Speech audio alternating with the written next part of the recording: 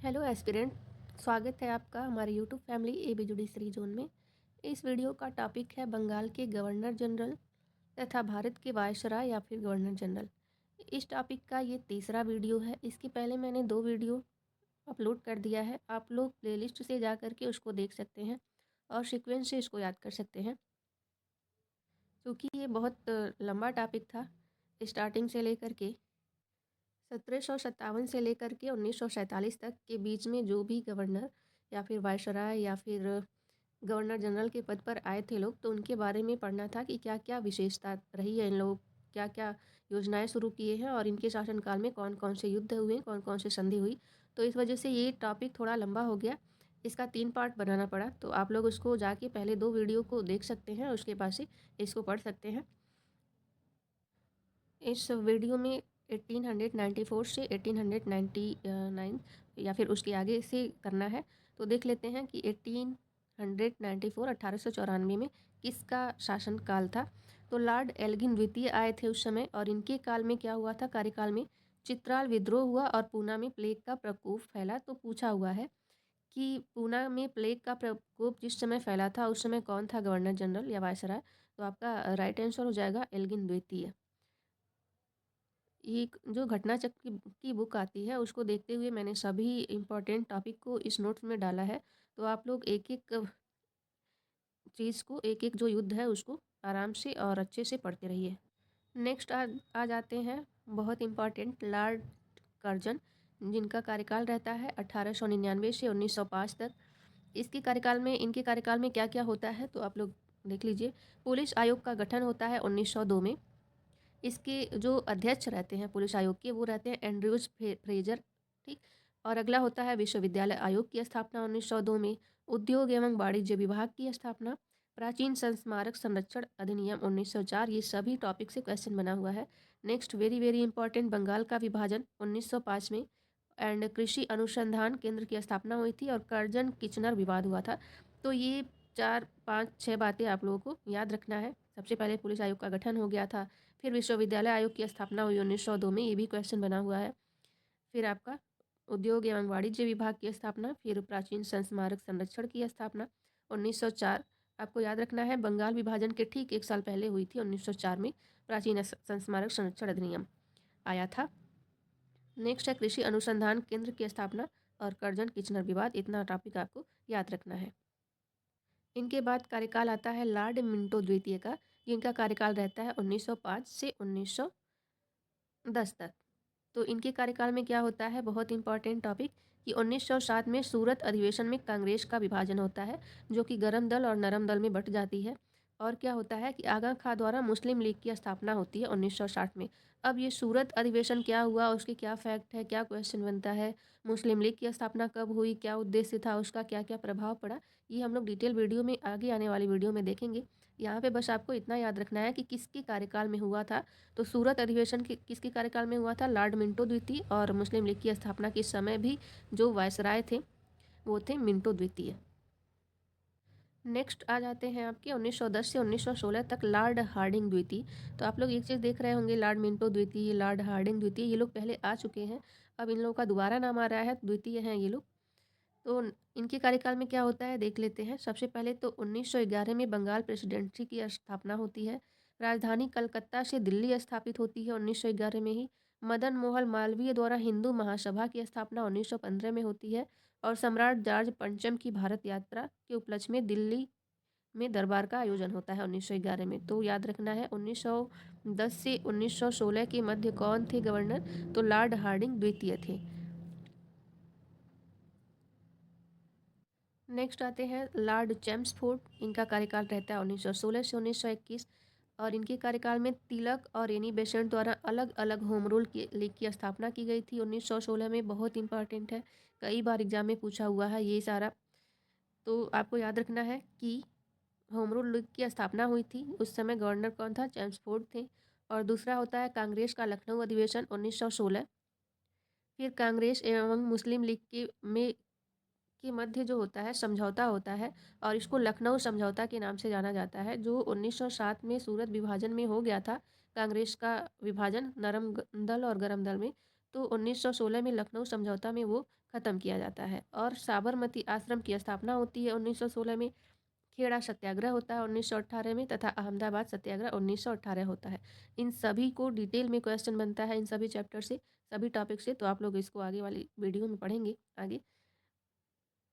जो इनका कार्यकाल रहता है 1916 से 1921, वो स्वतंत्रता सेनानियों के लिए बहुत महत्वपूर्ण रहता है और उस समय बहुत सारी चीज़ें होती हैं, तो इनका आप लोग बहुत, जो 1900 से स्टार्ट है 1947 तक, तो इन पे ज़्यादा फोकस करना है, यहाँ से ज़्यादा क्वेश्चन बनता है।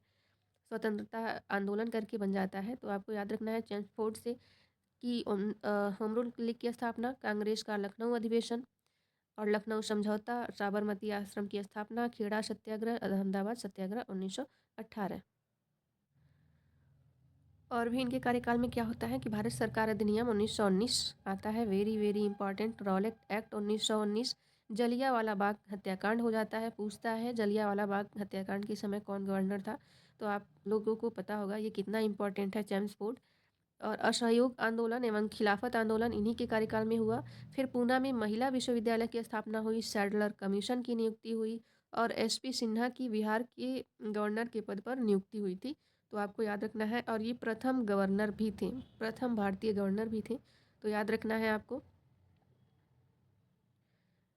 कि पहले तो होम रूल लीग की स्थापना हुई, फिर कांग्रेस का लखनऊ अधिवेशन, फिर लखनऊ समझौता, फिर साबरमती आश्रम की स्थापना एंड खेड़ा सत्याग्रह, अहमदाबाद सत्याग्रह, भारत सरकार अधिनियम 1919, रॉलेट एक्ट 1919, जलियांवाला बाग हत्याकांड 1919, असहयोग एवं खिलाफत आंदोलन, पूना में महिला विश्वविद्यालय की स्थापना, सैडलर कमीशन और बिहार में गवर्नर के पद पर एसपी सिन्हा की नियुक्ति। तो आप लोग ये सन अगर याद रखे रहेंगे 1916 से 1921 तक कौन था, तो वहाँ पे एग्ज़ाम में क्वेश्चन करने में बिल्कुल आसानी होगी कि किसके कार्यकाल में हुआ था। अब 1921 में बना दिया जाता है लॉर्ड रीडिंग को। 1921 से 1926 तक रहते हैं लॉर्ड रीडिंग। तो देख लेते हैं इनके कार्यकाल में क्या क्या होता था। ये लोग बहुत इंपॉर्टेंट हैं, आप याद रखिएगा। चौरी चौरा की घटना होती है 5 फरवरी 1922 को।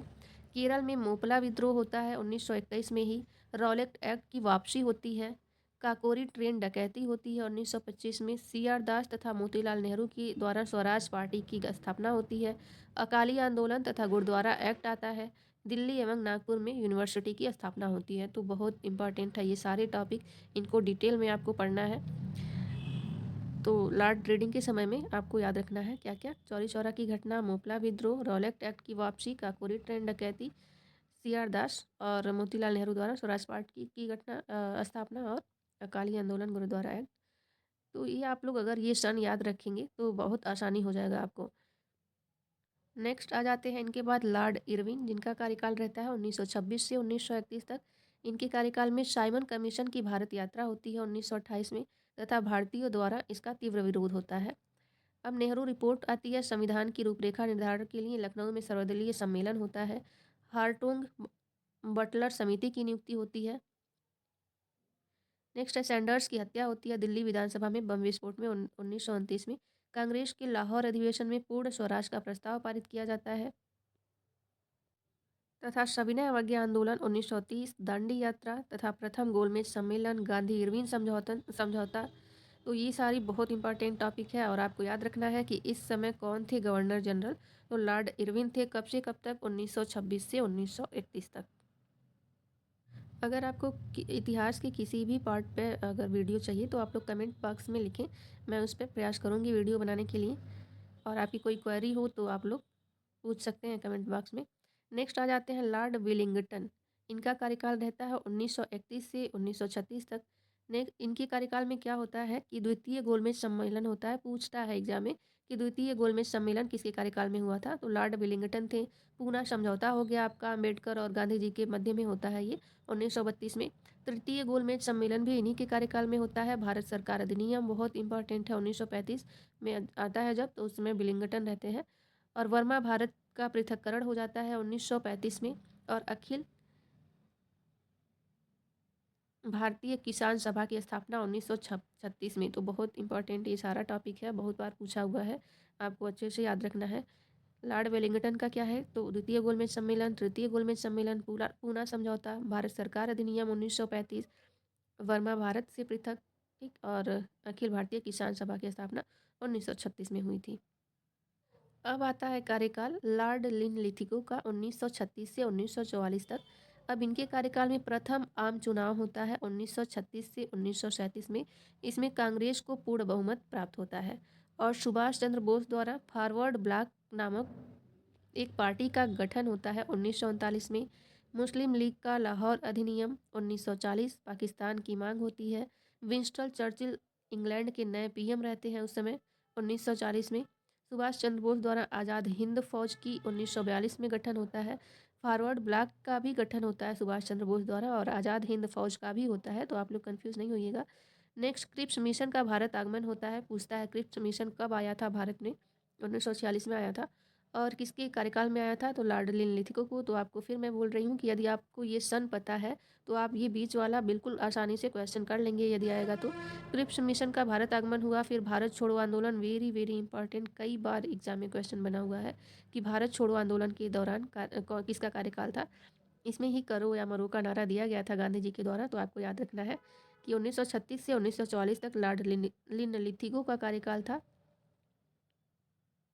नेक्स्ट आ जाते हैं लॉर्ड बेवेल। तो लॉर्ड वेवेल का जो कार्यकाल रहता है 1944 से 1947 तक रहता है। इनके कार्यकाल में 1 सितंबर 1919 को द्वितीय विश्व युद्ध का स्टार्ट को द्वितीय विश्व युद्ध स्टार्ट हुआ और इसका समाप्ति 1945 में हुआ था। कैबिनेट मिशन का भारत आगमन, ये भी बहुत बार पूछा हुआ है। सॉरी, जो क्रिप्स मिशन था वहाँ पे मैंने ध्यान नहीं दिया, वो 1942 में आया था और कैबिनेट मिशन जो है वो भारत में 1946 में आया था।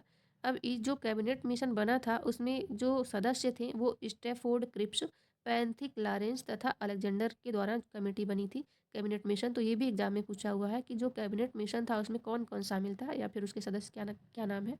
नेक्स्ट, मुस्लिम लीग द्वारा प्रत्यक्ष कार्यवाही दिवस मनाया गया। और ब्रिटेन के पीएम क्लीमेंट एटली ने भारत को स्वतंत्रता देने की घोषणा की थी 20 फरवरी 1947 को। तो आपको याद रखना है लॉर्ड वेवेल के कार्यकाल में द्वितीय विश्व युद्ध स्टार्ट और इसका समाप्ति हो गया 1945 में। और फिर जो पीएम थे ब्रिटेन के क्लीमेंट एटली, उन्होंने घोषणा की थी भारत की स्वतंत्रता देने की और कैबिनेट मिशन का भारत में आगमन 1946 में हो गया और मुस्लिम लीग द्वारा प्रत्यक्ष कार्यवाही दिवस मनाया गया। नेक्स्ट आ जाते हैं माउंट बेटन 1947 से 1948 तक लास्ट रहते हैं ये। तो पूछ लेता है कि अंतिम गवर्नर जनरल कौन था? तो लॉर्ड माउंट बेटन थे। अब इनके कार्यकाल में 3 जून 1947 की माउंटेन बेटन योजना घोषित हुआ जो भारत विभाजन में शामिल है जिसमें। और ब्रिटेन की हाउस ऑफ कॉमन्स ने भारत स्वतंत्रता अधिनियम प्रस्तुत एवं पारित किया। पूछता है कि भारत का स्वतंत्रता अधिनियम किसके कार्यकाल में पारित किया गया था? तो लॉर्ड माउंट बेटन के। एंड रेड क्लिफ रेखा का निर्धारण हुआ जो भारत और पाकिस्तान के बीच में है 17 अगस्त 1947 को। और भारत की स्वतंत्रता घोषित हो गई आपकी 15 अगस्त 1947 को। तो क्वेश्चन ये भी बनता है कि स्वतंत्रता किस दौरान, भारत की स्वतंत्रता के दौरान कौन था गवर्नर जनरल? तो लॉर्ड माउंट बेटन थे, आप लोग याद रखिएगा। इस प्रकार भारत और पाकिस्तान का विभाजन हो जाता है और फिर से हमारा जो देश है वो संविधान के हिसाब से चलता है, संविधान सभा का गठन होता है और फिर इस तरीके से भारतीय लोगों के हिसाब से भारत की प्रशासनिक व्यवस्था चलती है। तो ये टॉपिक ख़त्म हो गया। अब नेक्स्ट वीडियो में दूसरा टॉपिक लेके आएंगे। यदि आपको वीडियो अच्छी लग रही है तो लाइक करें और कमेंट करें आपका जो भी क्वेरी है। Thank you for watching.